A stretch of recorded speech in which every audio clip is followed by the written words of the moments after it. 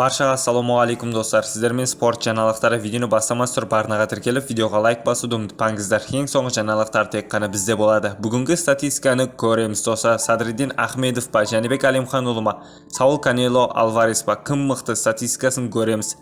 Садриддин Ахмедов пен Жәнібек Әлімханұлы екеуі де қазақстандық кәсіпқой боксшылар.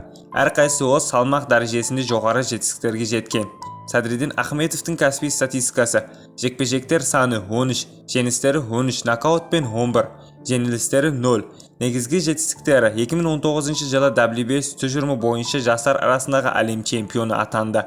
2022 жылы Алматыда өткен жекпе-жекте 40 жастағы оңтүстік африкалық Нукелико Мхалокты бірінші раундта 4 рет нокдаунға жіберіп, екінші раундқа шығармады. Жәнібек Әлімханұлының кәсіби статистикасы: жекпе-жектер саны 16, жеңістері 16, нокаутпен 11, жеңілістері 0. Негізгі жетістіктері: 2022 жылы WBO тұжырымы бойынша орта салмақта әлем чемпионы атанады.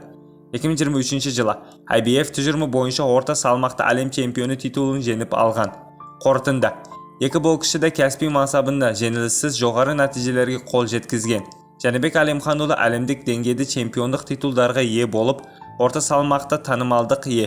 Садриддин Ахмедовты өзінің салмақ дәрежесінде мықты боксшы ретінде танымалы. Олардың қайсысы мықтырақ деген сұраққа нақты жауап беру қиын. Себебі олар әртүрлі салмақ дәрежесінде өнер көрсетеді және әрқайсысы өз мансабында ерекше жетістіктерге жеткен. Канелоша: Саул Канело Альварес мексикалық кәсіпқой боксшы 4 салмақ дәрежесінде әлем чемпионы атанған. Жалпы статистикасы: жекпе-жектер саны 66, жеңістері 62, нокаутпен 39, жеңілістері 2, тән нәтижелері 2, физикалық параметрлері: бойы 171, қол созымы 179, туған күні 18 шілде 1990 жылы, жасы 34-де.